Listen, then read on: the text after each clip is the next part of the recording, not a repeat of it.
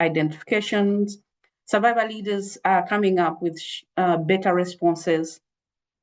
Organized crime network adapt in new phase, new techniques, and they exploit technology, new vulnerabilities, and opportunities. And this made me realize that in order to rally behind this adaptive change, where the traffickers are kind of navigating the system faster than we are, we need to remain effective, not only in understanding what is human trafficking, but how it evolves. Today, one of the clearest examples of evolution of human trafficking is forced scamming. And I'm glad that we're giving it an ear, an attention, and also an urgency in our conversation today. Only a few years ago, this was a form of trafficking that had very little global attention.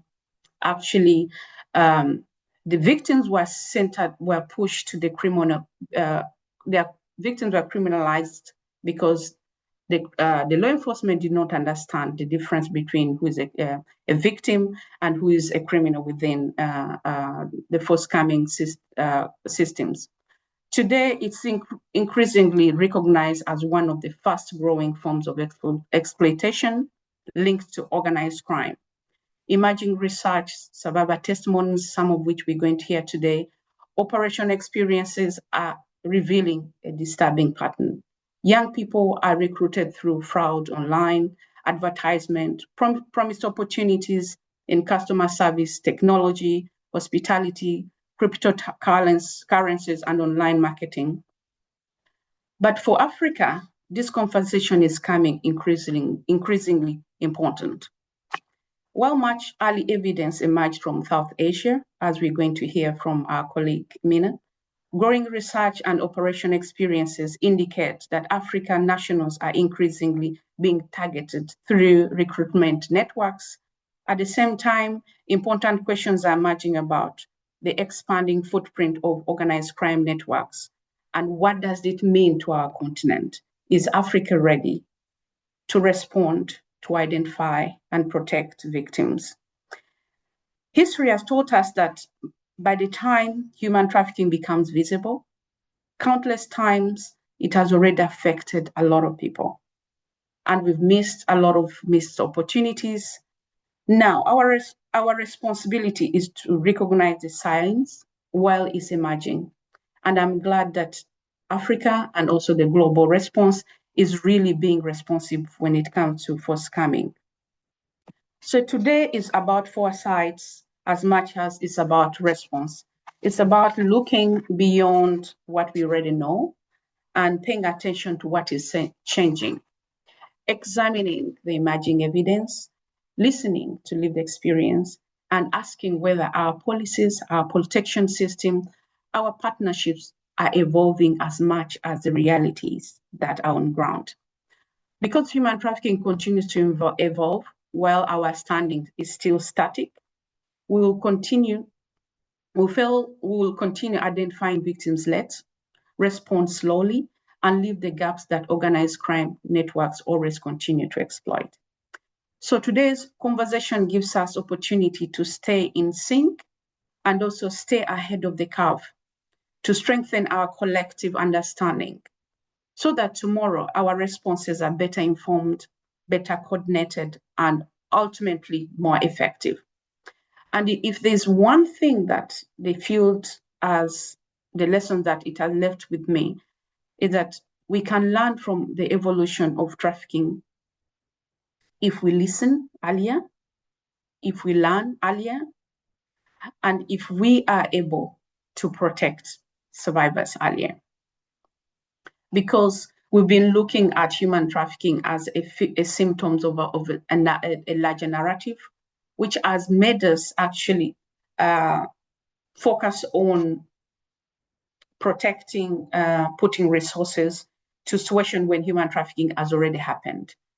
So let me take an opportunity also to briefly outline and what we hope to achieve with this webinar, one of which, first, I hope we can deepen our understanding on the concept of forced scamming as an emerging crime of human trafficking, and also particularly on the continent of Africa. Secondly, to explore the latest research, emerging trends, survivor risks, and the systematic gaps that influence how we identify, prevent, respond to this evolving crime.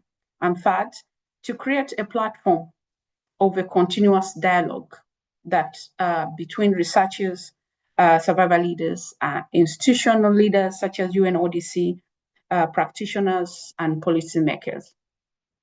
And with that having been said, I'll also have some housekeeping rules. One, which is very important, is safeguarding. This is a very human trafficking survivor response, survivor testimony is very, very crucial, but at the same time, when it's exploited and not used well, it does more harm than good. One of our major center in how we work is do no harm. So I want us to think when we are asking questions, when we're interacting with our test survivors who are going to share their experiences, we have to be trauma-informed and also respect the dignity of the ones who are sharing their experiences. Secondly, we are recording our webinar today. Please let us know if you don't want your face to be in, so you can switch off your camera. And we also encourage you to ask questions actively. Please use the chat. We have some colleagues there who are going to be interacting with those questions, but I suggest that you ask them at the end. We're going to take the stock of them, and then we can ask them at the end. One very important that we have French interpretation. Please, if you're a French speaker, on the Zoom, but on the Zoom layout below, you're going to see an icon saying interpretation. But also we already have both our interpreters in the interpretation room, and the instructions on how also you can get into the interpretation room is within the chat itself. So please, if you're a French speaker, move to the room so that you could be understood. But at the same time, also at some point, one of our speaker is going to be speaking in French. So this the English speaker will be able to click on the translation button so that we'll be able to get the interpretation in English. That having been said, I welcome you all, and I'm excited on how far our conversation is going to go. We wanted to bring in somebody different. Raising awareness and raising the voices have been actually in a one-size-fits-all. I think we've evolving to learn that raising awareness can be done differently. And we have somebody on our call today who raises awareness in a different way. He brings the voices of human rights abuse in a poetic way, and he interprets injustice in a more youth, but also a cool way that resonates with the different target group, especially the young and the old. I don't know if he's on this call today, but if he's not yet on the call, we could push him further. Is Jesse on call yet? Yeah. I'm around. Sorry for late coming. Yeah, I was struggling with my connectivity. Can you guys see me? I can see you. I hope people are seeing how wonderful you are. I'm seeing you. Well, he has got a big bio. I think I'll be doing him injustice if we don't put the bio in the chat. Please, Joy, I'm going to send it to you. I've known Jesse for over now coming to 5 years. He is a young refugee advocate from Sudan, but he has used his voice, his experience to speak about the issues impacting refugee communities across Africa and across the globe. with no further ado, please, I open the floor to Jesse to bless us with some few poetic remarks that fits on the subject we're talking today. Jesse, back to you. Thank you so much, Malaika. I really appreciate better late than never. I'm late, but then the fact that I've gotten you guys is really amazing. First and foremost, I want to appreciate you and your team for making this a possibility. In the first couple of weeks, we've been working on this. And yeah, been tasked to write a poem about human trafficking, which is a sensitive topic. And it's really ignored most of the time. So yeah, without wasting time, let me read out something that I drafted and we see what next. So I wrote about scamming and then human trafficking all combined. So I'm just gonna read out and then the things we see what. Is it clear? Can you guys hear me? Yeah. All right, cool. So the title of the piece that I wrote that you tasked me to write was Monsters in Suits. Yeah, it goes. When the choice is act now or lose it sooner, just know you are talking to a scammer with a timer. And before the rest gets scammed, we need help. I said, we need help because we are in a state of insurgency. Time is money, they say, but they put a clock on your common sense and call it emergency. Forced scam is smuggling us with a better Wi-Fi connection, praying and cunning, appeasing using deception like packs they are hunting. They often pretend to be good friends using attractive tactics. That is how you fall into their scam pits. And now you quickly become a victim of their tricks, telling you all sorts of persuasive stories like you're just a click away from securing your visa to Dubai, asking you to be their honey before extracting your money. Being charismatic is their biggest tactic. Then you find they are fake and it is way too late. You have sold the bite, hook, line, and sinker. You have been lured by a scammer who is a glimmer in the night and a killer in the broad daylight. There is a saying, education is more expensive than ignorance.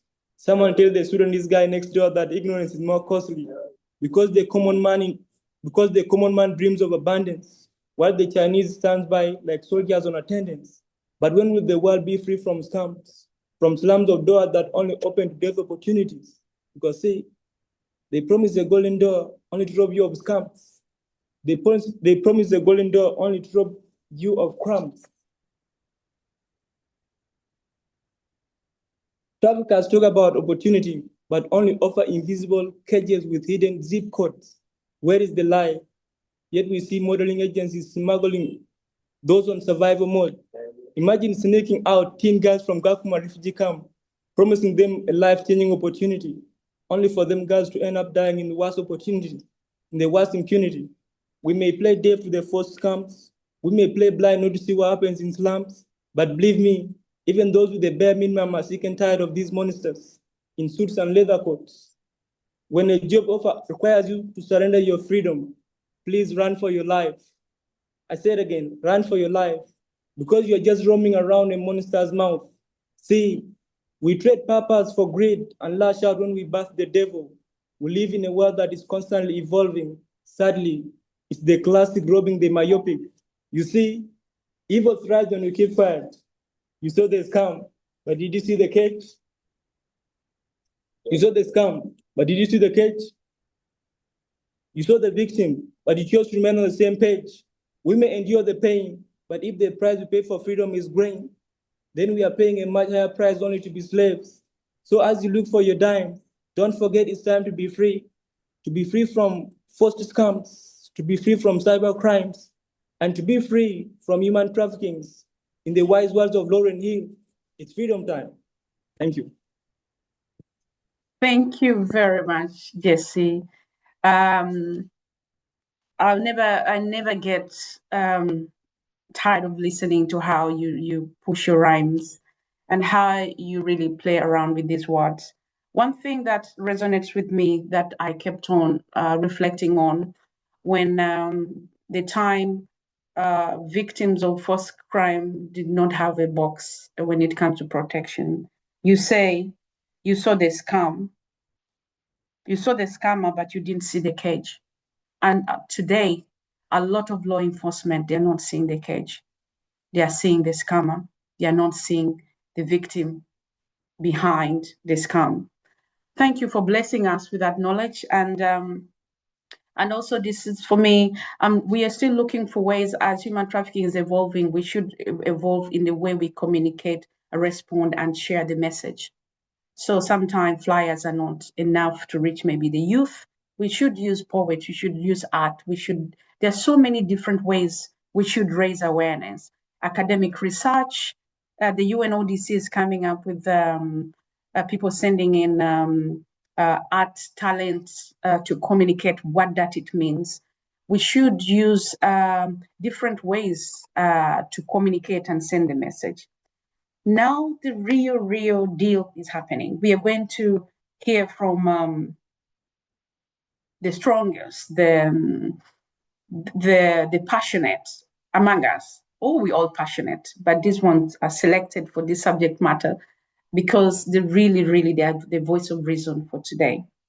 One of them is Zoe Zakliadou, somebody I admire. I've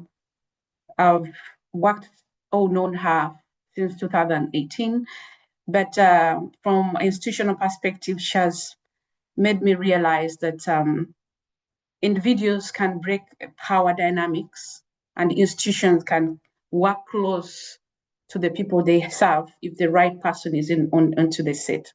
So we are honored to have Zoe here today.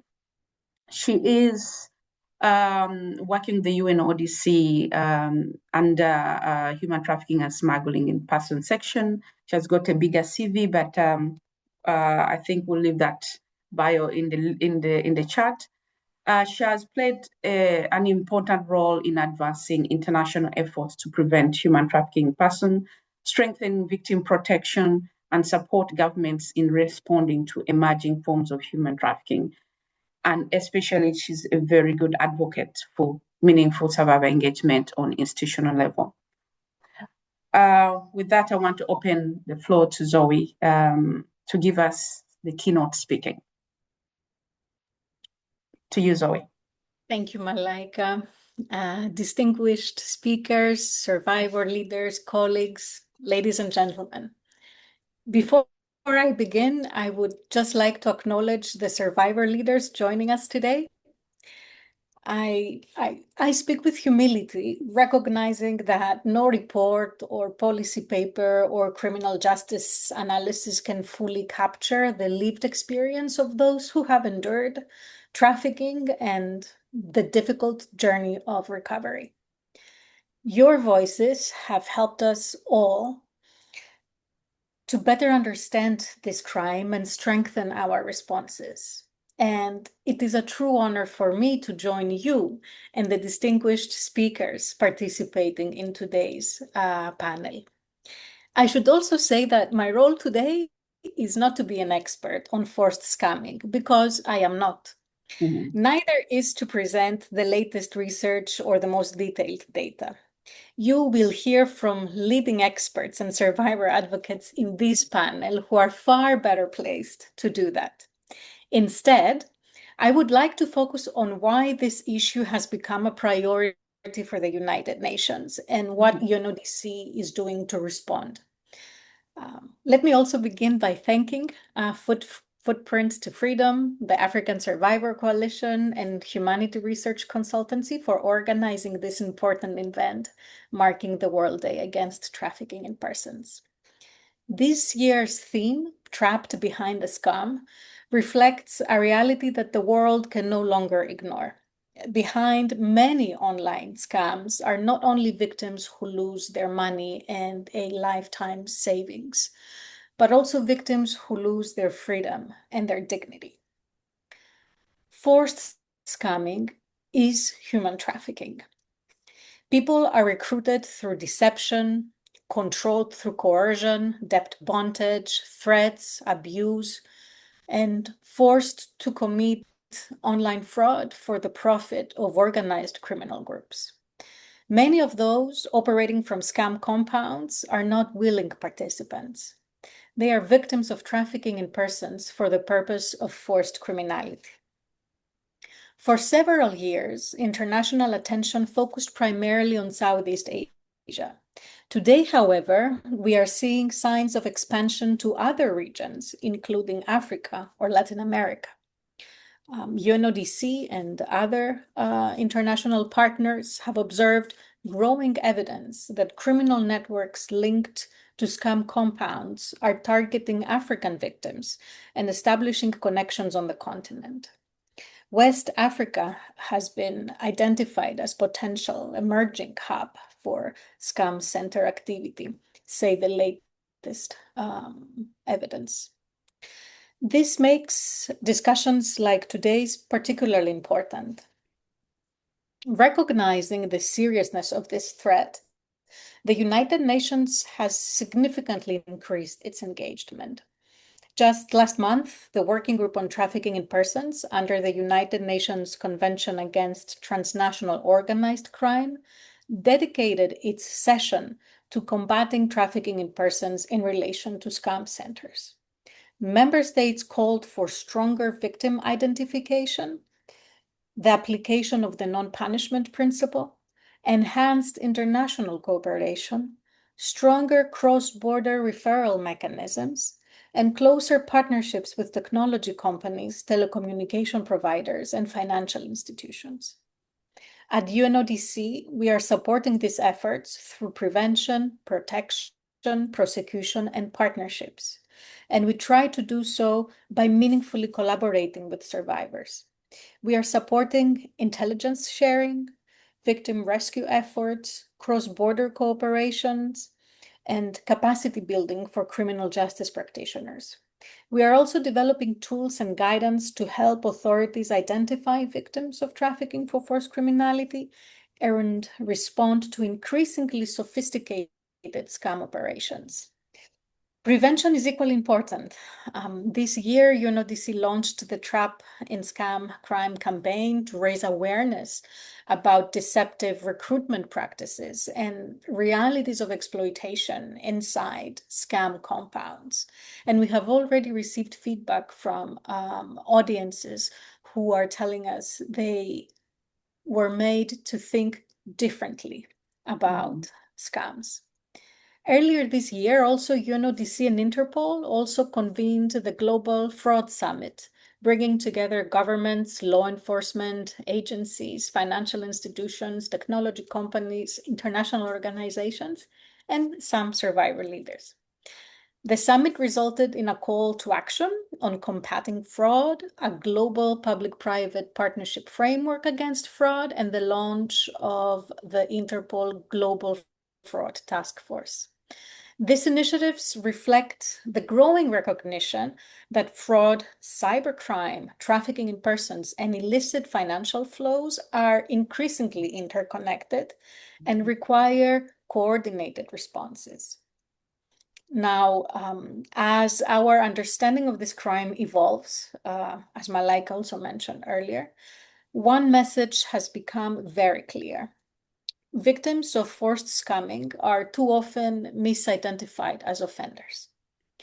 Individuals who have been deceived, exploited, and coerced may be arrested, detained, or prosecuted for crimes they were forced to commit. This is why the principle of non-punishment is so important. Victims must be identified, protected, and supported, not criminalized. This is also why the survivor perspectives we hear today matter so much. Effective responses cannot be developed without the voices of those who have experienced exploitation firsthand. And I say this first to me and to the UNODC and to the UN. Yeah. As we mark this World Day Against Trafficking in Persons, let us reaffirm a shared commitment to recognize forced scamming for what it is, to protect those trapped behind the scam, and to ensure that organized criminal groups, rather than their victims, are held accountable. Thank you very much. Over to you. Thank you very much, Zoe. And hearing you speak about the work done behind the scenes. That sometimes we don't know that a lot of people are also working toward the same goal. That's why I was very pleased that in our call for a collaborative webinar, where we call institutions like UNODC who can bring a bigger picture close to our understanding, and researchers and survivors. This is also a way we not only equipped, you are building capacity in our personal development in understanding at which stage are we, what are people doing, who is who, in responding and in partnership. And I'm glad to hear that in the collaboration and partnership approach, I know in the beginning, the institution mainly work with the major stakeholders that are really primarily like the law enforcement, like the UNODC need that are more geared toward technical support, that also they sit at the table when it comes to survivors in this continuous discussion, especially in the foundation of building this either legislative process or allocation of resources, that it is starting from the foundation. And I'm glad that survivors have been part of the beginning of this conversation. Thank you, Zoe. Now we've heard from Zoe, who's bringing the institutional perspective. Now we're going towards evidence-based perspective. With me, among us, we have Mina Ching. It is my honor to welcome you. Actually, thank you for your availability and always available to help us, especially when it comes to survivor needs, and also using your expertise to inform our practices. Mina is internationally recognized for her work on human trafficking and modern-day slavery, particularly forced online scamming, survivor engagement, labor exploitation. Her research has informed government, United Nations agencies, organizations around the world, helping to deepen understanding of this rapid evolving form of human trafficking. Her bio is bigger than what is on the screen. We're going to share it in the chat. Without further ado, please, Min, bless us with your experience, your research, and the finding about this topic. Thank you. Back to you, Min. Thank you so much, Malaika, and thank you so much for everybody who has supported this process to make this webinar possible. It's my great pleasure to be able to speak today, to share some of those insights, even though it's really painful. But I think it's important that we understand those knowledge and use them in a good direction, and really try to empower the survivors and also celebrate the survivors for their resilience, and also try to prevent more people from falling this dangerous trap. So a little bit very quickly about HRC. So we are a research-based organization. We emphasize a lot about survivor-centered approach. So in the last few years, we have also hired several survivors working together with us. And that's also the reason why some of our insights directly coming out from survivors, their experiences. So today's presentation, I'm going to use this roughly 20 minutes on three kind of parts. The first part is about African nationals being trafficked to scam compounds. The second part is about how scam centers popping on the African continent. And the third part, a little bit of analysis. So I think by now we're all quite familiar with how compounds popping on in Cambodia, like all these buildings you can see, majority of them are compounds.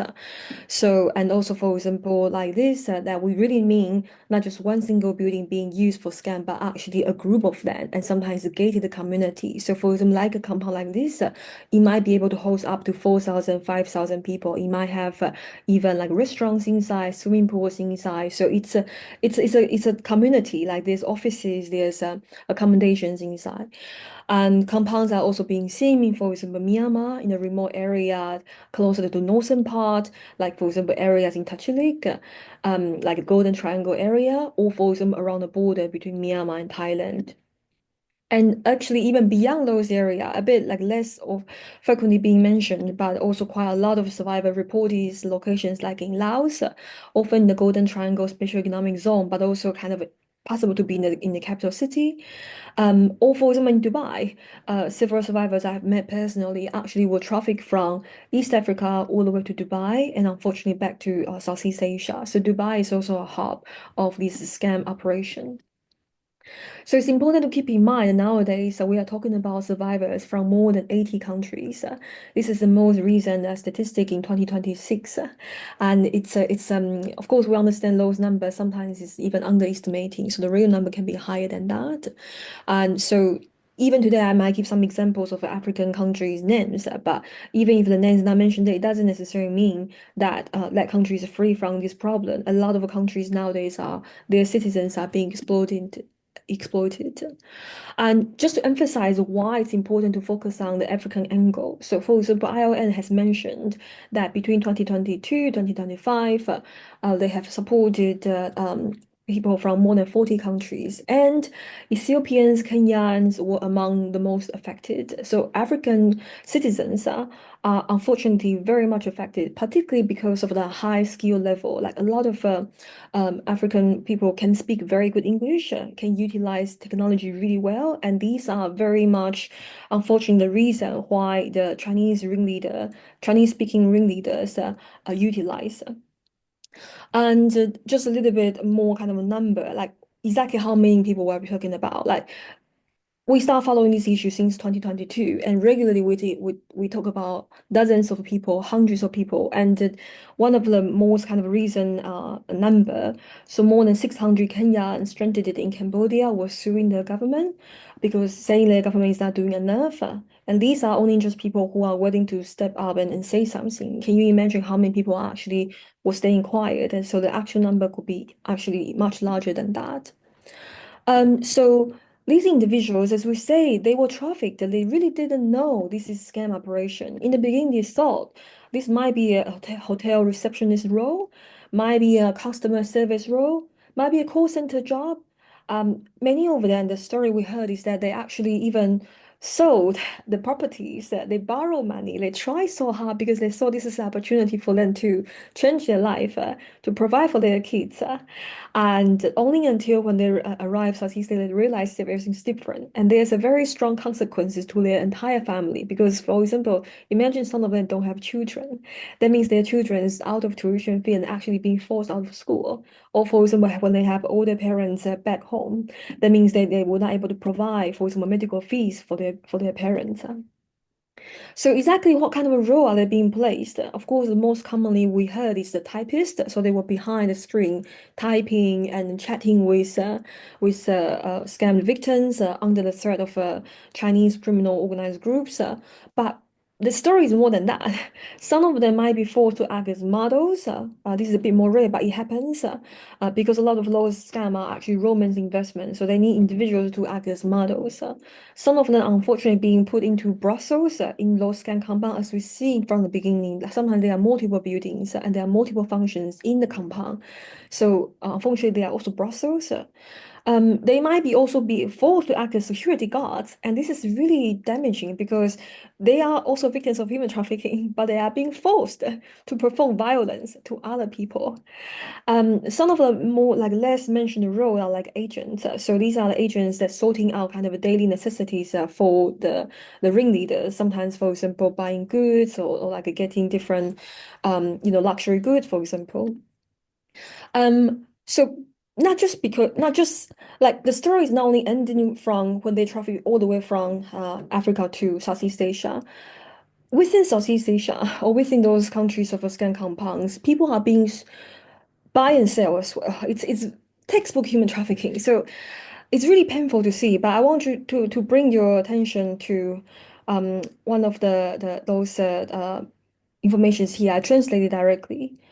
And they mentioned, for example, like they have the first message say that they have some black people in their hand. They speak English and they can type and they are smart and capable. So this is how criminals, human traffickers, are advertising individuals and asking if they are buyers willing to purchase them. It's very disgusting, it's very horrifying, but this is what happened, and it's actually even out there on Telegram channels that publicly available. Like you don't need to be a member to be able to see that. It's publicly available information. If you recognize this kind of format, this is on Facebook. A few years ago, when we started looking at this, we can also find some information, similar kind of human trafficking information directly on Facebook.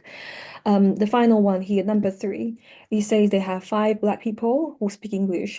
Contact them if you are interested in negotiation. So it's a to that degree. This is why I want to emphasize that criminals are fearless in a sense because there's not enough law enforcement, not enough accountability. So what we essentially are saying is that it's quite a kind of a mixture of character. So of course, scam operations has been existing for centuries. Every single country can find scam operation. But what's the unique things about this scam compound is that it's mainly Chinese-speaking criminals. So they include China, Taiwan, or Chinese Malaysia, and Chinese Burmese, in a very much compound style, factory kind of style, sweatshop styles of operation. So the kingpin, as I mentioned, they tend to be from, for example, China. Victims of forced labor from more than 80 countries. Operational side, it used to be more in Southeast Asia. Scam victims, for example, like US, Europe, money laundered from areas like, for example, Singapore. So it's a lot of different countries. That means it's really difficult for law enforcement to do anything with it. The reason why scam compound can kind of boom into such a huge scale in Southeast Asia is mainly because local authorities are willing to support, are willing to provide impunities. So essentially, we're talking about corruption, outright systematic corruption, political elites willing to support the flourishing of scam compounds. That's what happening, for example, Cambodia. That's happening in Laos and in Myanmar. And there's those individual tenants of different scam groups. Like they could be, for example, from Indonesia. They are not Chinese, but they are the tenants renting out office space from the scam compound, which is usually owned by Chinese. So now we kind of go through a little bit of backgrounds of what happened in the last few years after COVID. Now I want to shift a little bit more to the African continent. So Chinese-speaking ringleaders running scams in Africa. Again, I emphasize Chinese-speaking because, of course, we know things like Yahoo Boys. This is more like a Nigerian originated kind of a scam operation.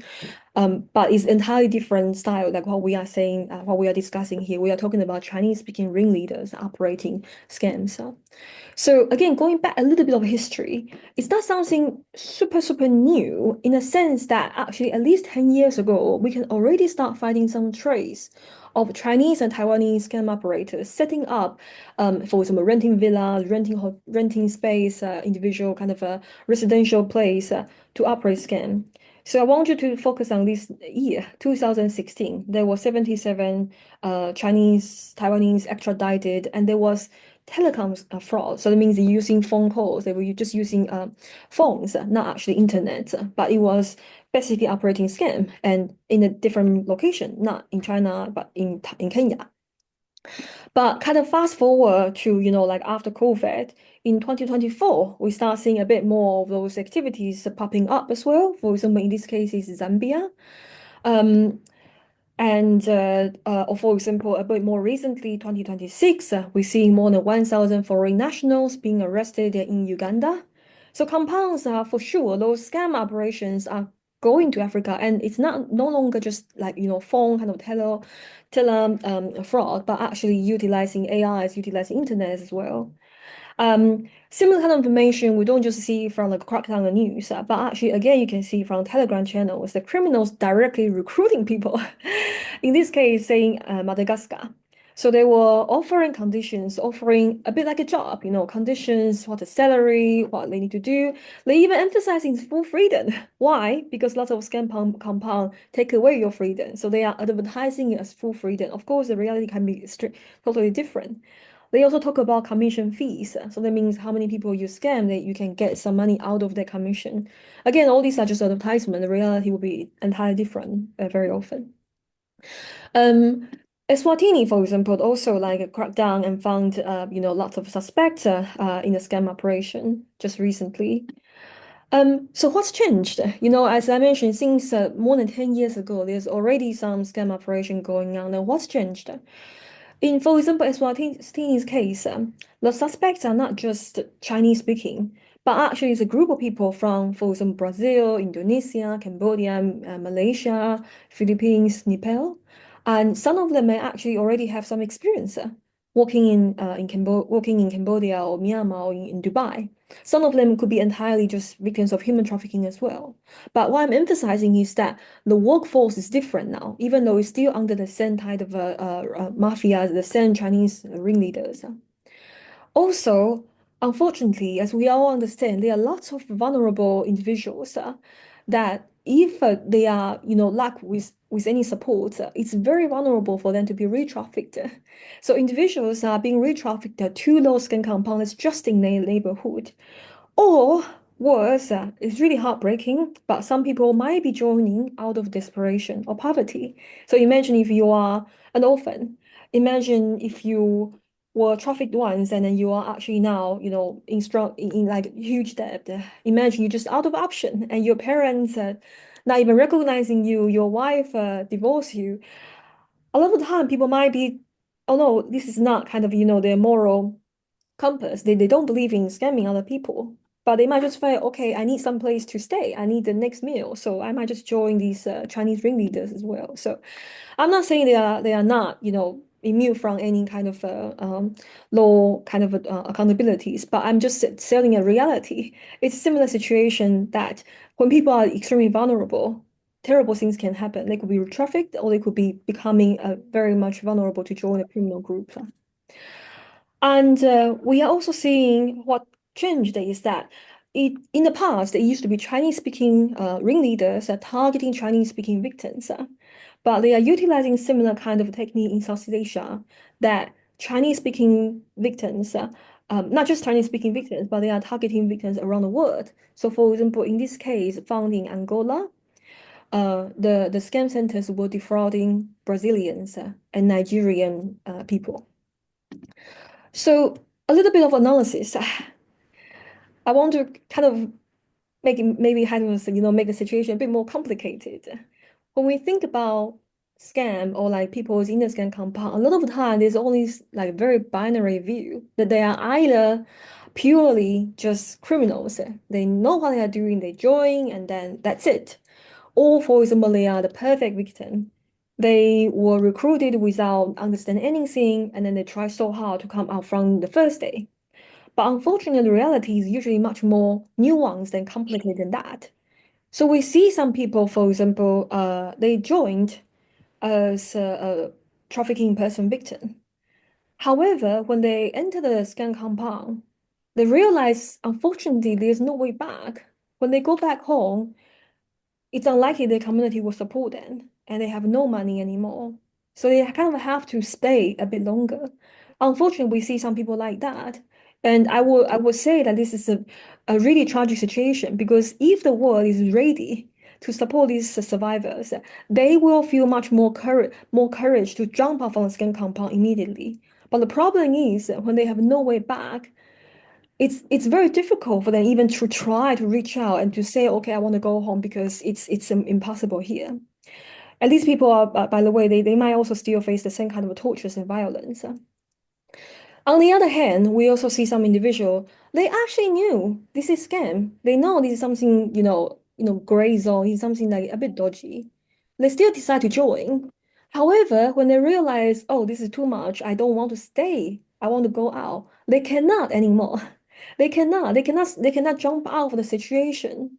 So that means at the same time, yes, they join as a fraudster, but also they are victims of forced labor. They are victims of modern slavery. They still are also trapped like other people. So there are also cases like that that are extremely complicated. And of course, as Zoe mentioned, it's important to emphasize the ideas of non-punishment principle. This is something that unfortunately we see many countries still don't adhere to, even though the United Nations, even though there's lots of guidelines already on this principle. The idea is when a person they are trafficked to conduct some activities that's illegal, they should not be punished for the activities they conduct because they were detained. They were forced to do that. And so, for example, somebody who had, let's say, a visitor's visa, a tourist visa entering Cambodia, stay for 1 month, but unfortunately, they were in Scan Kampong and they stay for 2 years, they should not be charged for immigration fee. But of course, we know the reality is very, very different. Or, for example, they were asked to, conduct scam. They should not be charged as criminal because they were forced. So this is something that we need to continue repeating it again and again until like the world really understands that idea. But I want to also share a little bit of good news that there is some recognition more and more to survivors. So for example, in this case, a Kenyan man was awarded for Kishling 5 million, which is around 35,000 US dollar after returning home and after being recognized as survivors of human trafficking in Southeast Asia Scan Compound. So this is quite encouraging. And we need more court cases like that the judge actually say, yes, I understand. Yes, you were trafficked. Yes, we need to support you. We need to care for you. And I want to discuss a little bit about the trend as well. I mean, we all understand, like nowadays, Southeast Asia, there's a bit more crackdowns. A lot of that is for show. It's not enough. And we're definitely not saying the problem in Southeast Asia is finishing. However, at the same time, we also understand that criminals are adopting and they are changing, they are expanding. So we can almost understand that more of those scam operations might be popping out in different places, like what we just discussed, earlier this year. So it might continue. And what we need is for the countries to really be prepared for this trend. There are also some opportunities that we see some major sanctions and accountabilities to some ringleaders. So, for example, this person is called Chen Zhi. He's one of the biggest businessmen. Used to be active in Cambodia, and this is Cambodia's previous prime minister. So they used to have a best mate. As I mentioned, it's because of outright corruption that Scan Kampong can flourish to that size.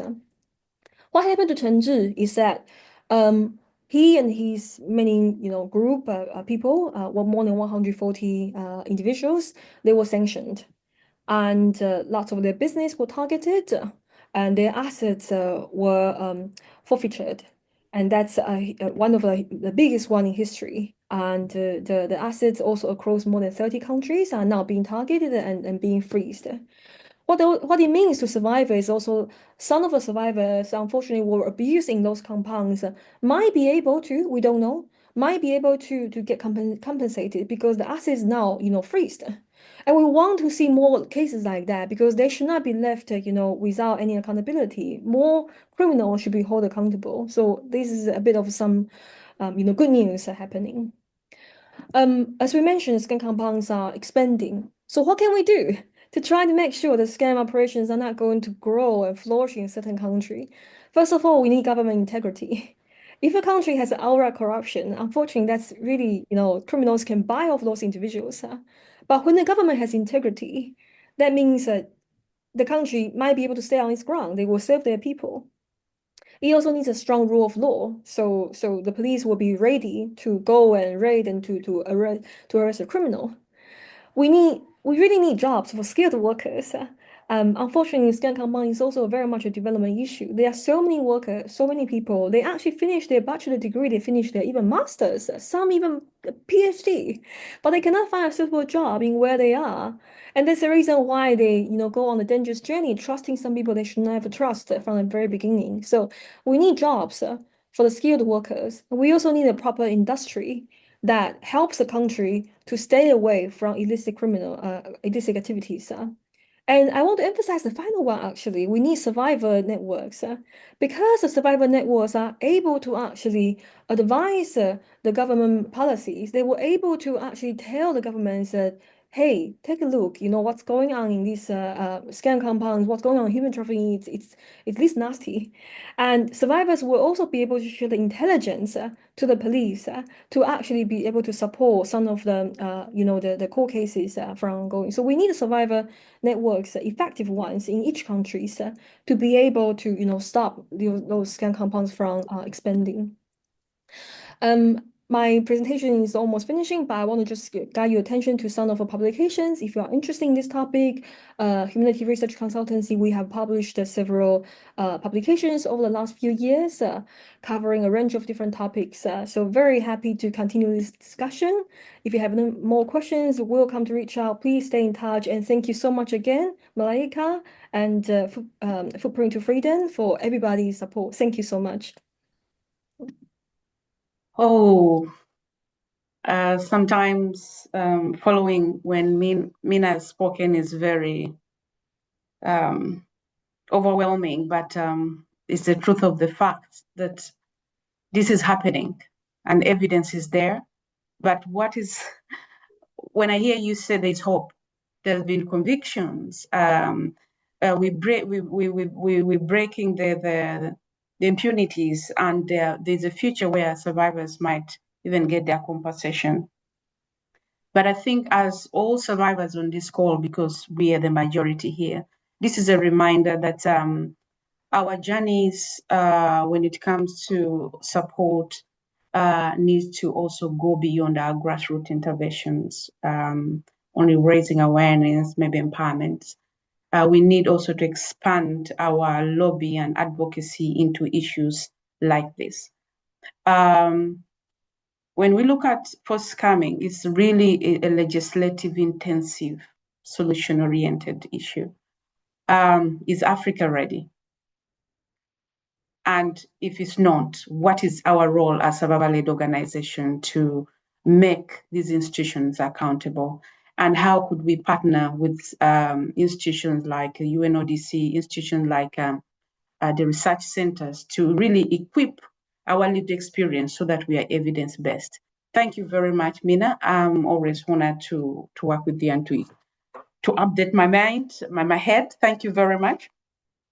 Now we are going to move to the section where we have the strongest experts in the room, those ones who have lived it, who have walked the walk, and they're going to share their perspective. I'm going to begin with Jill.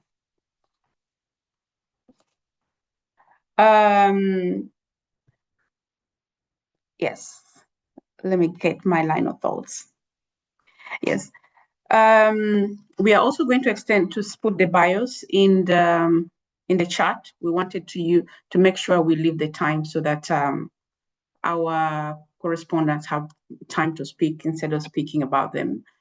Jilly Mweke is the project coordinator at Freedom Collaborative. Previously, he has worked with Humanity Research Consultancy. As a survivor of human trafficking for forced online scamming, his personal experience drives his commitment to supporting organizations that assist fellow survivors. Jill, it's just an honor to have you share your perspective and also your boldness to be able to break the silos and the stigma that is associated to forced criminality survivors. I'm looking forward to hear your deliberation. Without further ado, please, the floor is yours. Thank you so much, Malaika, and thank you everyone for joining in. You can hear me, right? Yes. Perfect. I don't want my words to go unheard. So I'm so happy to be here today, and before I go any further, I should let you all know that I'm able to speak to you today here because of Mina. She's a person who first believed in me and gave me the platform to speak, and now here I am now. It's now 2 years since I joined this sector, and to be honest with you, the trauma is still real. It's an everyday struggle, coming to terms with whatever happened.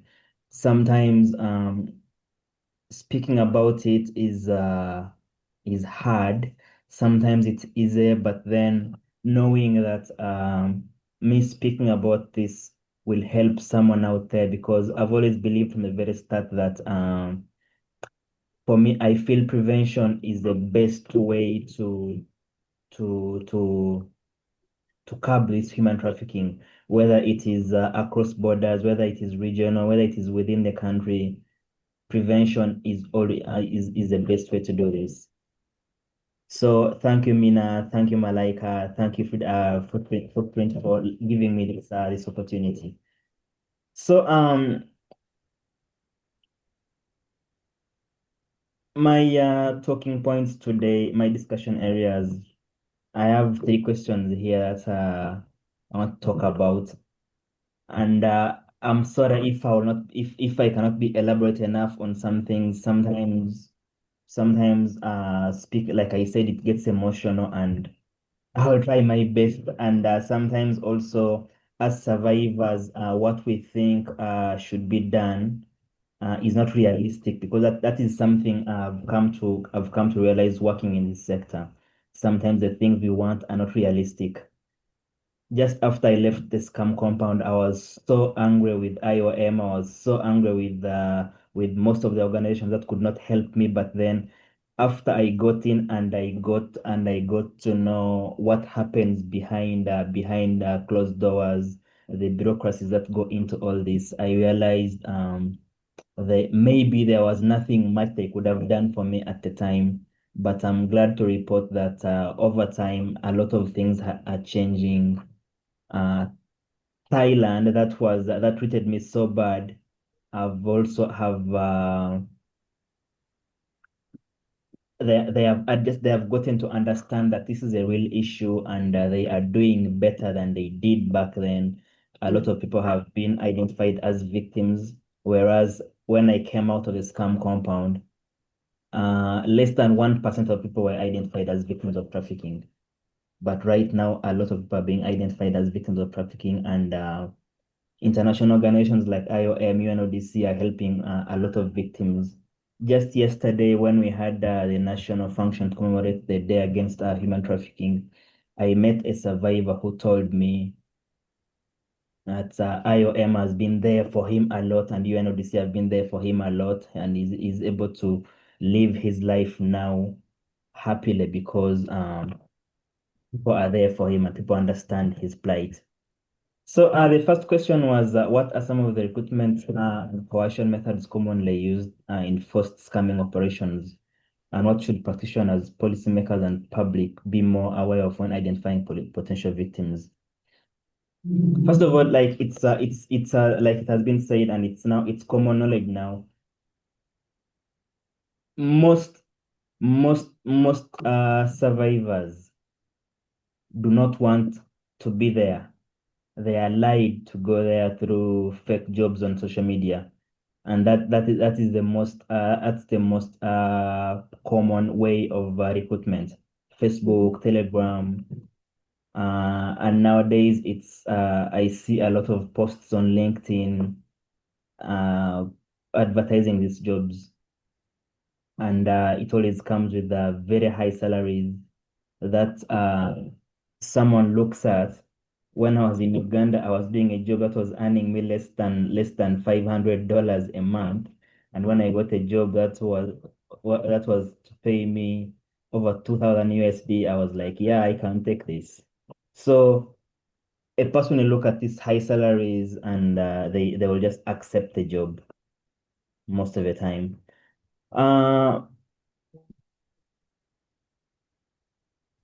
People are taken on tourist visas.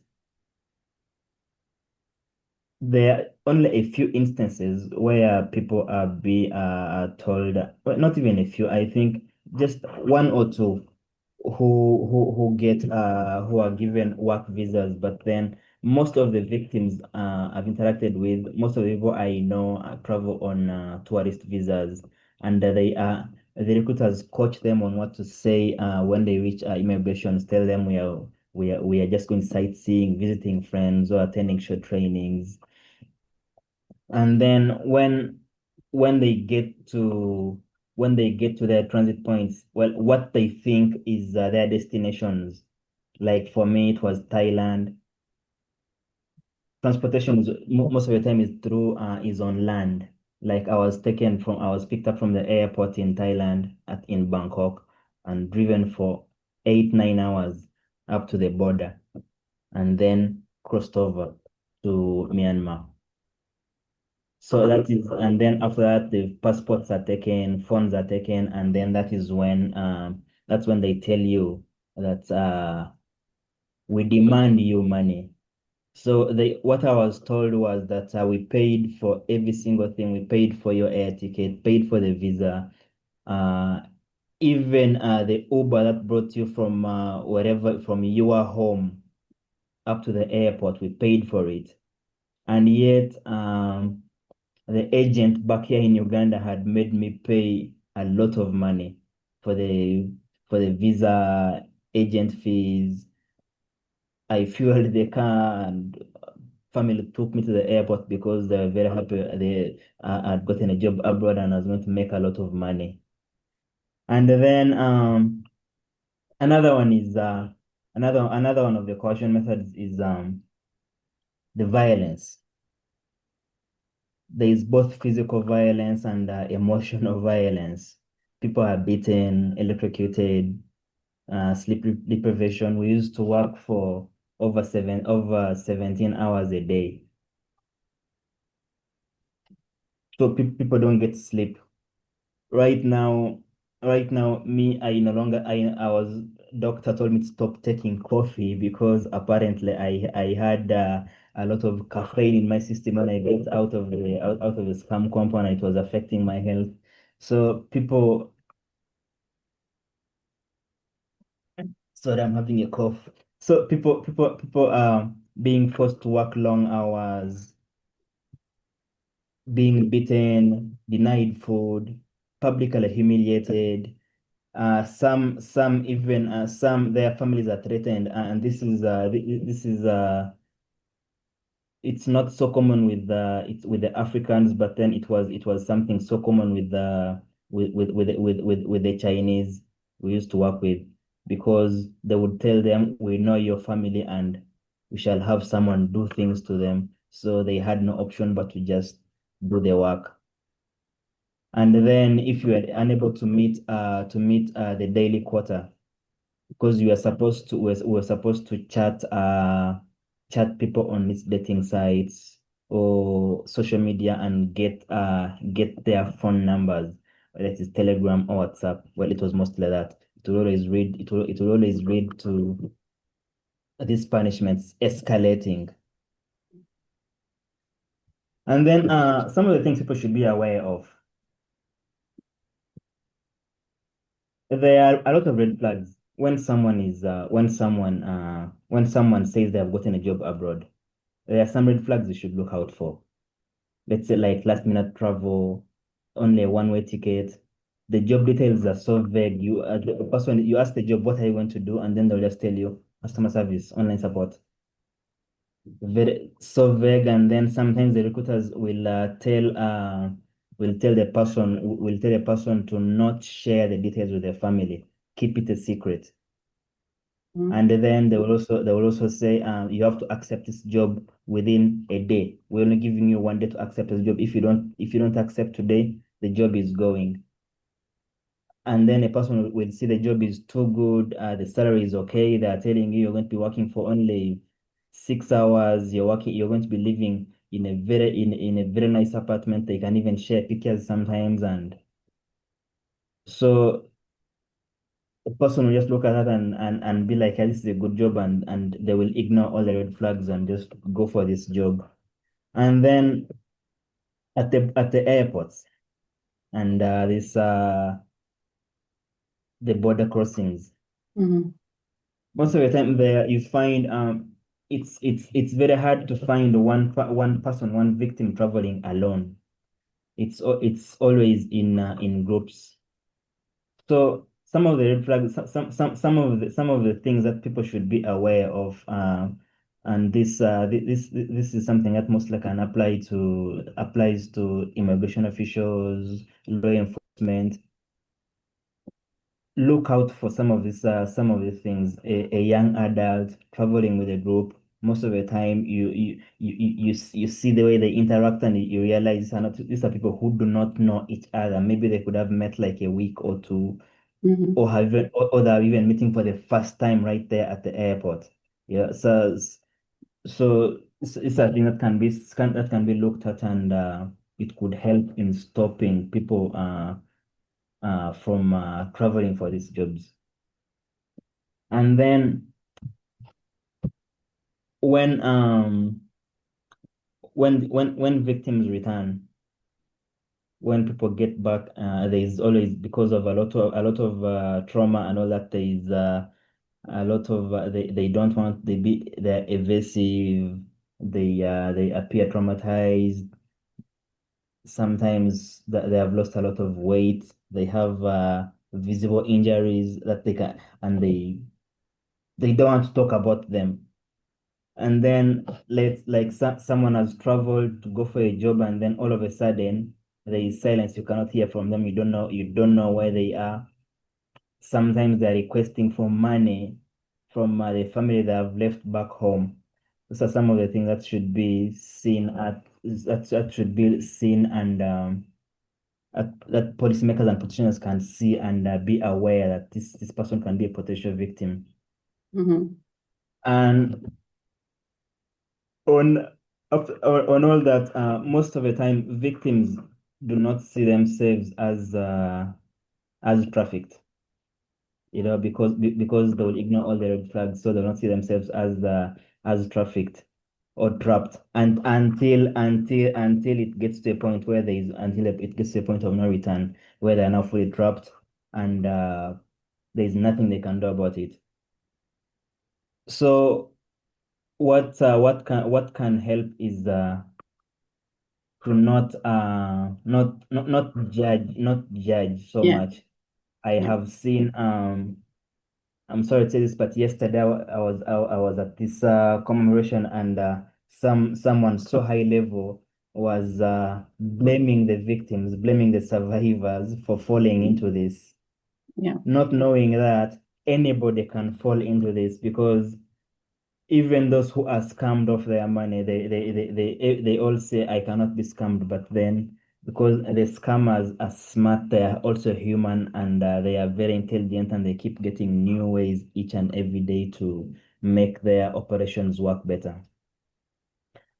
And then, on the second question, from a survivor's perspective, what does meaningful support look like? So from my perspective, meaningful support, immediately when someone comes back, there should be some basic needs like shelter. Most times when people come back, all they want is they just want to feel secure. People come back with a lot of health issues.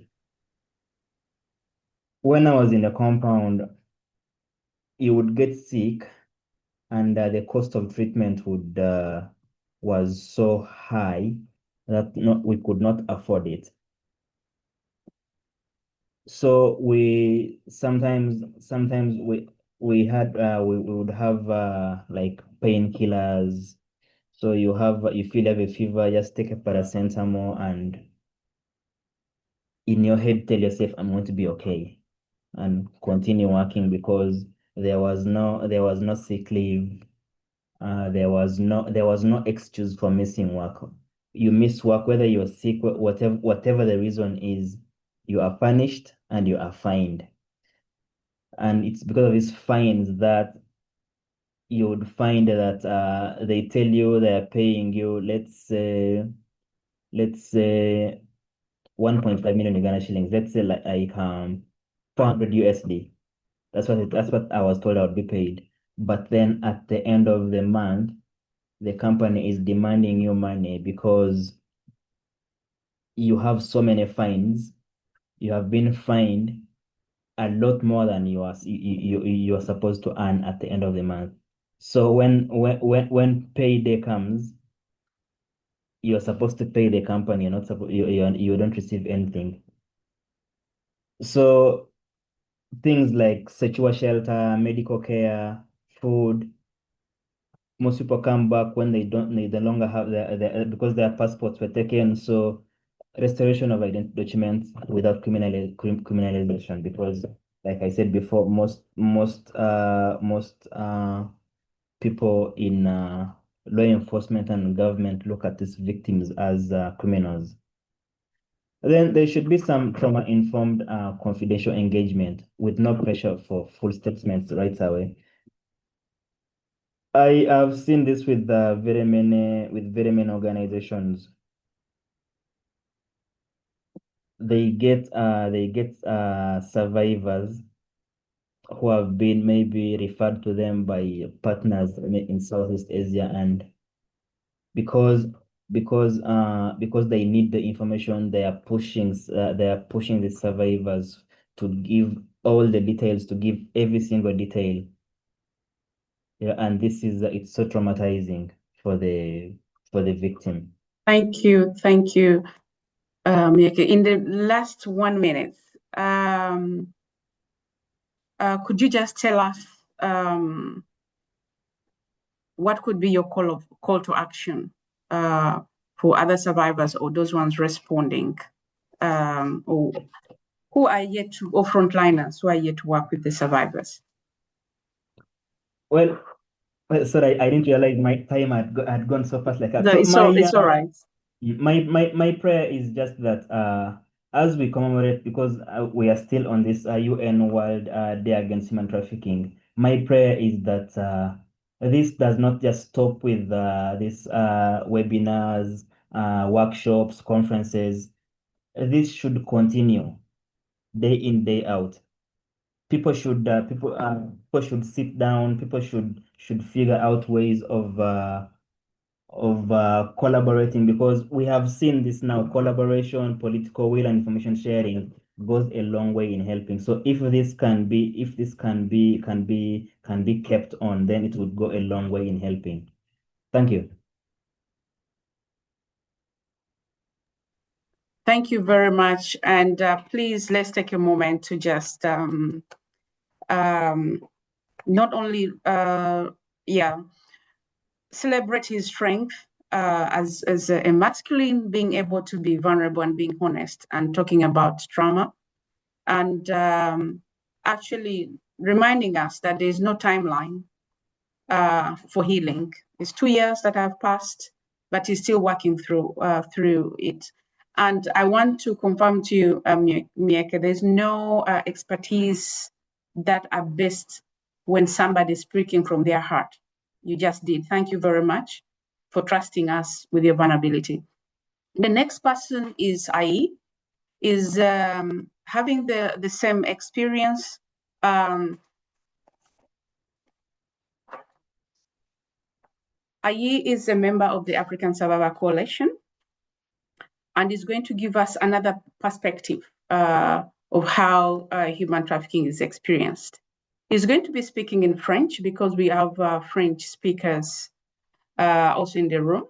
But I invite you to click on the button below so that you can get the translation from French to English.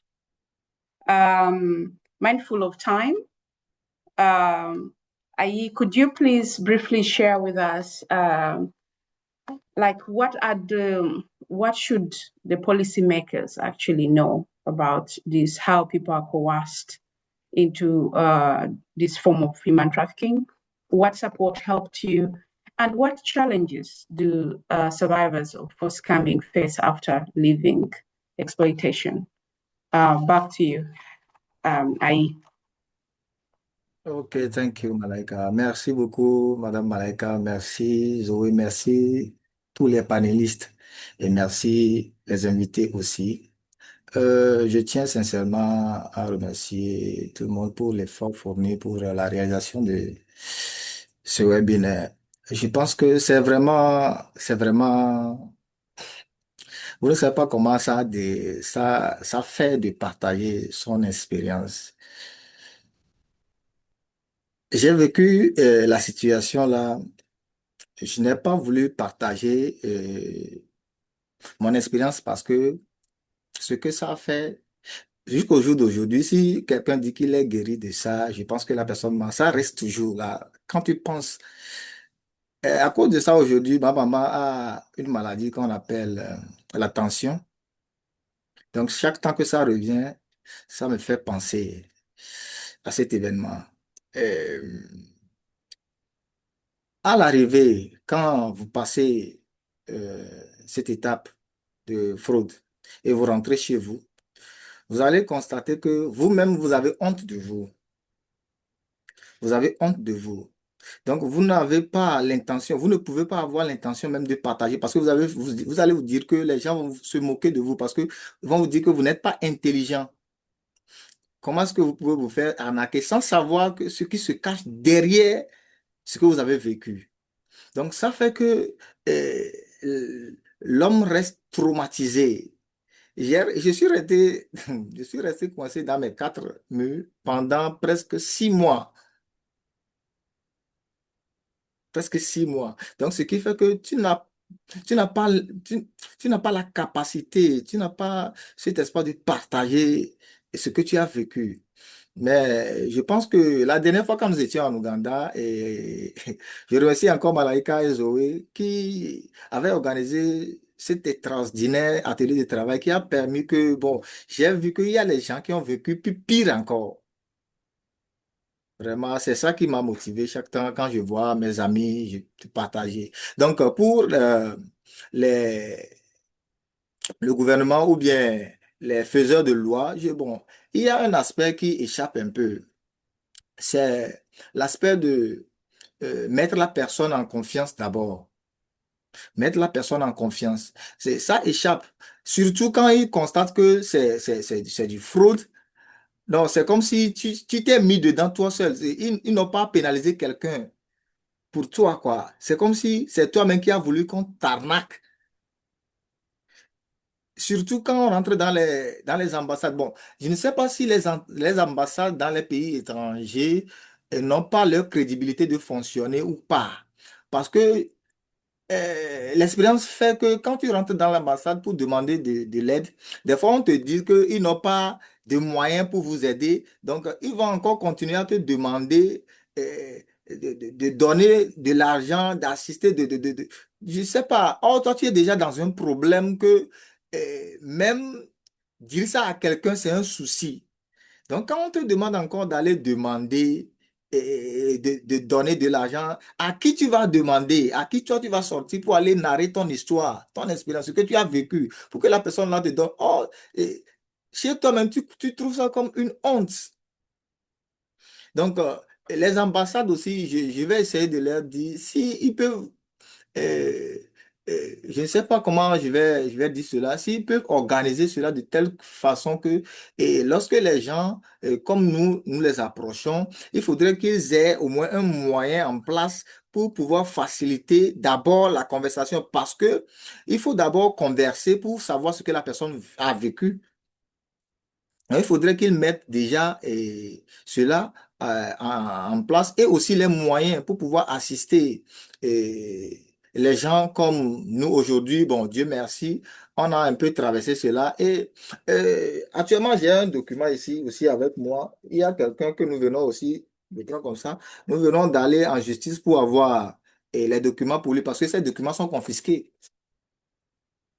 Vous voyez? Donc, il faudrait qu'il y ait des moyens mis en place pour d'abord converser avec la victime et alors le mettre en confiance pour une assistance peut-être en court terme ou bien en long terme. Donc, il y a ça aussi. Et il y a aussi un autre aspect que je voulais que les gens là, les faiseurs de loi aussi, prennent spécialement en compte. Des fois, Monsieur Jalil vient de dire, les victimes ne voyagent pas seules. Et aussi, il y a il y a des gens qui les accompagnent. Et vous n'allez pas savoir. Vous n'allez pas savoir. La personne est là. Quand vous passez par exemple, à l'aéroport, quand vous passez les interviews, bien les demandes, les checkpoints, ils sont là. Ils sont là à faire des gestes, à faire de tout ça là pour qu'il n'y ait pas de problème, pour qu'on puisse vous laisser passer sans problème. Donc, il y a ça aussi. Donc, si il pouvait avoir au moins une commission qui serait mise en place pour cela, afin que, arrivé là-bas, les problèmes ou bien les situations là soient réglementées aussi, ça, on peut vraiment en être fier de cela. En plus aussi, il y a la famille. Vraiment, c'est une pression. C'est une pression. C'est une pression que ceux qui ont vécu l'aspect peuvent comprendre ce que je suis en train de dire. Si tu vois la famille dans l'état dans lequel tu as laissé la famille avant de partir, comment tu dois retourner, comment leur dire que on t'a arnaqué, tout ça là c'est un problème. Ça frustre quoi. Ça frustre. Donc ça fait que vraiment toi-même, toi-même tu as honte de toi-même. Mais j'aimerais donner un petit conseil aussi à les leaders survivants de ne pas avoir toujours l'habitude de te remettre en question, de te remettre en question face à ces situations. C'est quelque chose qui s'est passé, c'est passé. Tu vas vivre avec, mais il faut avancer. Il faut aussi avancer. C'est vraiment important. C'est vraiment important. Donc, Madame Malaika, je pense que j'ai répondu un peu à votre question. Si vous en avez, comme on m'a fait savoir que le temps est déjà passé.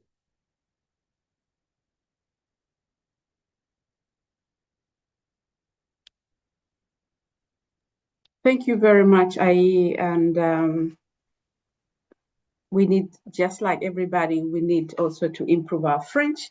But thank you, Eric, for bringing closer the interpretation. And also, I really, really want to take this opportunity to thank these brave survivor leaders who have come out to speak up, because this is a stigmatized area where, as Muyeke said, that even the language around who is the victim, you see it still in the politics, in the criminal proceeding, that there's still resistance on how they perceive a victim of forced scamming.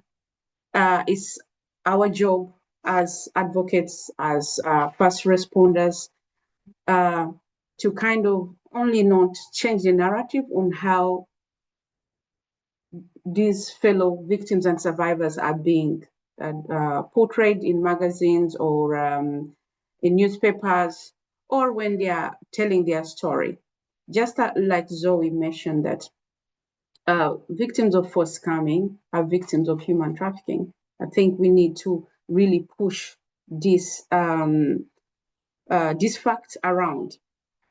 We are concluding. I just wanted to give a few minutes for Q&A before we close and invite our colleagues.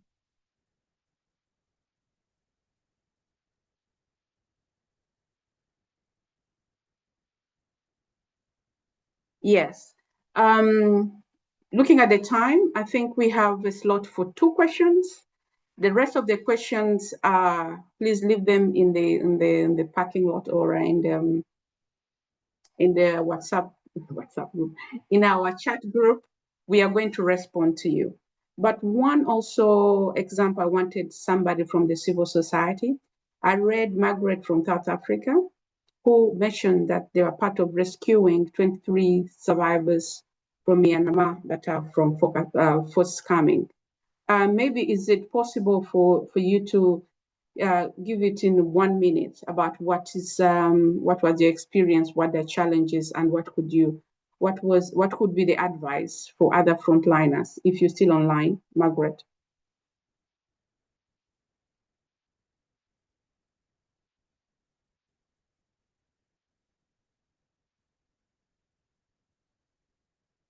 Okay. If not, back to you, Joy. Could you read through? I can't see the questions, Q&A. Some questions maybe for Min, maybe for Zoe, or maybe for survivors, two of them, so that they could be addressed. And Yeah, I see one question here. What are the main routes of transport from Africa to these scam compounds? The question from Malva. Is addressed to who? There was no name, but I think maybe if Mina can speak into it, or Jalil. Yeah, are you able to address that, Mina? Yeah, sure, of course. Yeah, we see like different ways. Some people, for example, they were transported by like airlines, like for example, Emirates Airline, going through Middle East, like Dubai, and then sending to, for example, Thailand, and then by cars, Jalil mentioned, for hours, to Myanmar, to Cambodia, or in between, for example, to Laos. I've heard cases, for example, also being transported to say Malaysia, because apparently it's easier for sometimes for like a visa reason, it's easier to land in Malaysia instead of Thailand or Cambodia, and then from Malaysia, again like being transported by car for hours to drive up from Malaysia all the way up to Thailand, and then again like distributed to other countries. So yeah, like definitely I think because of the geographic reason, it's always a mixture of airlines. For sure, there are some airlines kind of accountable for providing the transportation, and then a lot of the time also mixture with private cars picking up from the airport.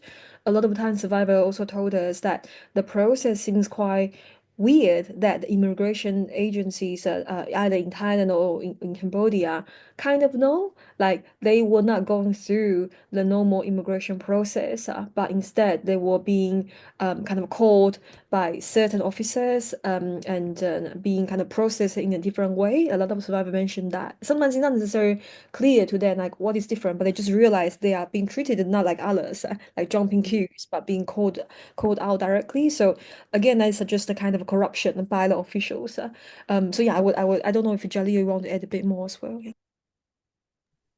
No, not really. I think you've said it clearly. That's Yes, I that's think exactly what Sylvia, happened. the interpretation room has coincided with the outside one. But thank you, Mina, for highlighting that. I saw Alex's hand up. Your question, please. Apologies. I saw Jalil wanting to speak, so I want to first turn it over to him to finish what he was saying, and then I'm happy to ask my question. No, it's okay. It's okay. I was just following up with what Mina had said.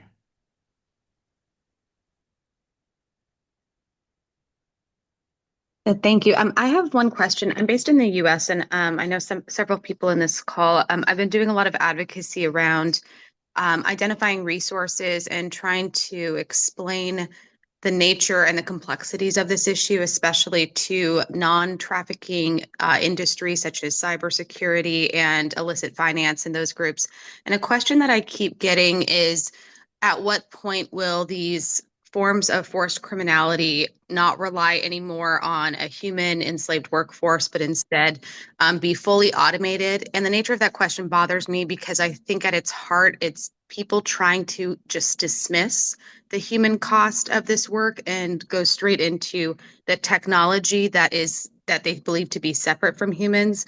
It's something I've been thinking about for a while and how to respond to folks who are wanting to separate the human trafficking piece from this broader form of transnational organized crime.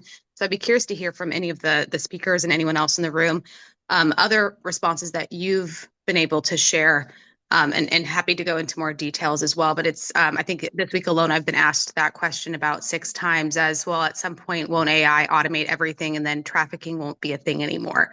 And as someone who's worked in this space for about 15 years, I know how ridiculous that statement is, but would just like to lean on collective and community wisdom here on how you all, if you've been asked this question, how you've been engaging with it too, especially from an African context.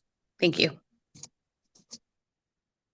Thank you, Alex, for that question. I think, Mina, are you also available to answer this one? I'm happy And to. maybe, I don't know if anyone else want to talk first. I don't know, Jaleel, Zoe, Aya. If not, yeah, Zoe, go ahead. Mina, you go first, and then I'll chip in. Okay, yeah, sure. Yeah, I also think it's ridiculous, Alex. Yeah, I think it will, I mean, the human side, I don't think it will ever disappear. Yesterday I was in another different conference, and I think I heard something quite, important and striking. The way they frame it is that AI is not revolutionizing anything of cybercrime. It's maybe kind of make the process more like optimizing or kind of easier to do. So for example, the chat, instead of typing gradually, you can, kind of generating something faster, but it's not something fundamentally that's totally different kind of modus operandi from before. So ultimately, there always will be some kind of human beings behind the screen. Either they are willing criminals or victims of human trafficking. So personally, I also see that despite however technology evolve, people will always be there. And unfortunately, I think unfortunately criminals that are out there, and they will always be able to find people who are vulnerable to explore.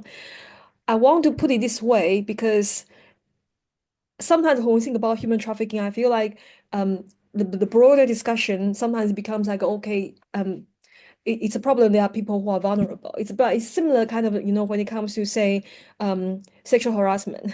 It's never because some people dress inappropriately. It's because there are people who are not built in the right mindset from the beginning. They want to explore others. And unfortunately, I think our world in the next few decades, I will still see that there are some individuals willing to explore vulnerable individuals because of all the varieties of reasons.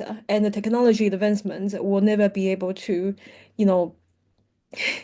make this a whole kind of different categories of problems. So yeah, I agree with your analysis, Alex. I don't know if this, I think it's still very much similar to what you're already acknowledging, but yeah, this is my take. Thank you. Zoe, over to you.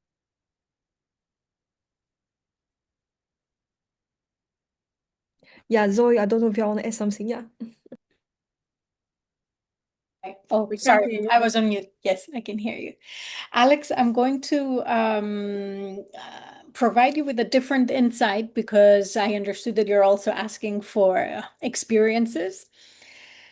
What I have seen from my line of work, and this means working with mainly criminal justice practitioners that are working on anti-trafficking, is that when it comes to operations for taking down scam centers, there still remains a not necessarily a lack of coordination, but it's very interesting when we speak to the cybercrime police and when we speak to the trafficking police.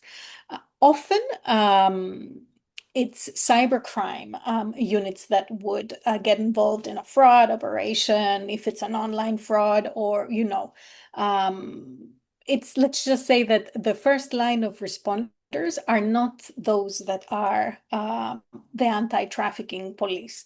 So we see a very different understanding of these two different law enforcement authorities.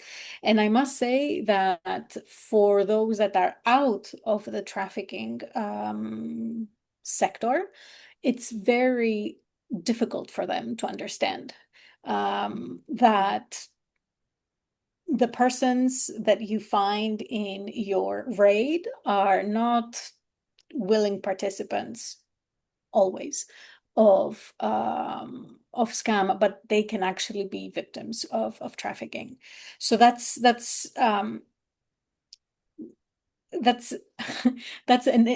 perspective that brings in the human factor and also the technology, and artificial intelligence. And this is why we try to convey to our counterparts that the role of survivor advocates and survivor leaders and survivor-led organizations is precious, because you can get so many insights from people that have suffered and gone through this. So again, we go back to the human factor. It seems that the human factor might even have the answer. Over and out to whoever else wants to chip in.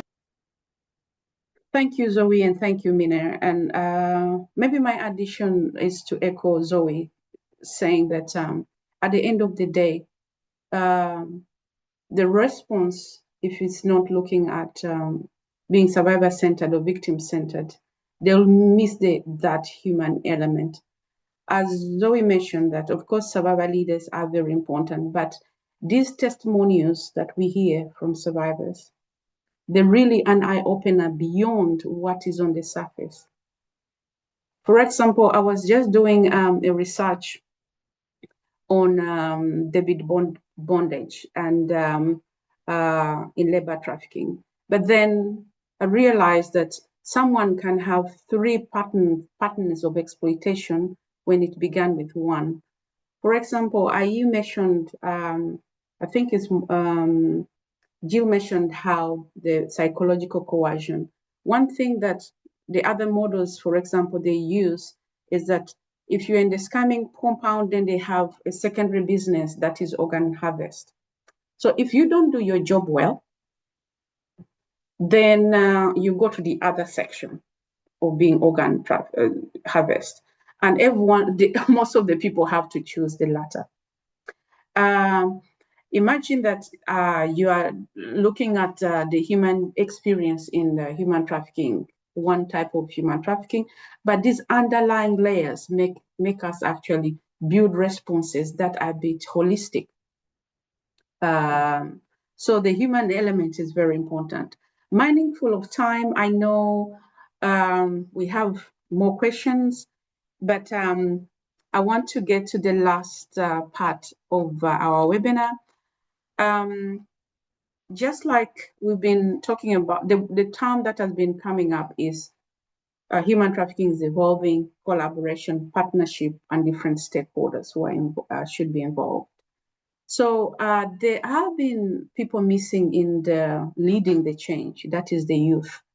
For example, Africa has got the youngest population in the world today, and also looking at the recent report for the UNODC anti-human trafficking report, it was mentioned that Africa has got the highest vulnerability to human trafficking in the next coming years, which means that we need to equip the youth to intersect and prevent without human trafficking before it happens.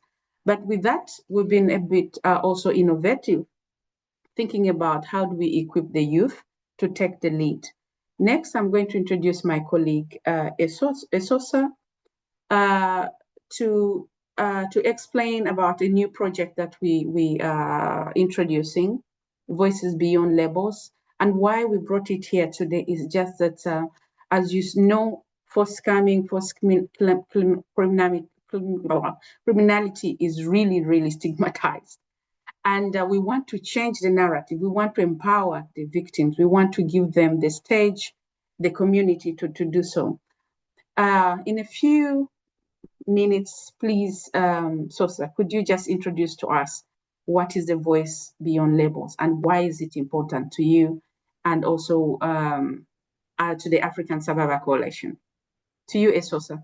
Thank you very much. I'm Sosa Nkomo, and I'm a survivor with lived experience of forced criminality.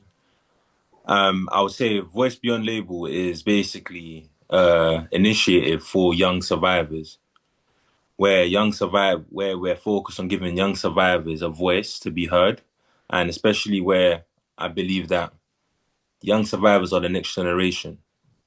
And we need young people to be equipped to be able to use their voices, to be able to make changes themselves. And I would say that they need to be able to understand what they've gone through and the power of actually having trauma and using their trauma as a strength, not a weakness. And that's why I would definitely say Voice Beyond Label is very important, especially Africa, because as Malika just touched on, is Africa has pretty much the population is full of young people, and young survivors need to be, I would say, given the tools to be able to deal with whatever barriers and challenges they may face. So I'll say, keep in mind young voices beyond labels, and that's coming. I'll say that's coming really soon, really, really soon. Yes. Thank you, Esosa. And why Voice Beyond Labels? It goes beyond equipping the youth, but it's also inviting all of you from all the institutions, from researchers, from NGOs, fellow survivor leaders, to rally behind these voices. Is there a word called destigmatization? We want to destigmatize people who are being stigmatized. We want for them to really explain to us what has this violence done to them? What has that disempowerment also changed the escalation of why young people continue to remain in the cycle of violence because of the stigma around the first violence or exploitation they experienced. Without further ado, I want to conclude this webinar by saying thank you very much to everyone who has tuned in to the next 95, almost 1 hour. Your patience. First to you, Zoe, thank you for your time, and also on behalf of UNODC, Mina, for you as a person, for being available, and for the consultancy to be really survivor-centered. And to the fellow survivor leaders who have spoken today, you are strong, you're empowering, you are inspiring, and continue doing this. We rally behind you, we see you as you see us, and as the fellow communities that are rallying behind Footprint to Freedom and the African Survivor Coalition, we are who we are because you rally behind us. Thank you very much. And until next time, please leave your emails if you want to be contacted, if you have more questions. We are open for collaboration, for research. And if you're a survivor leader looking for a community, the African Survivor Coalition is open for you. Thank you very much. I wish you all a nice afternoon.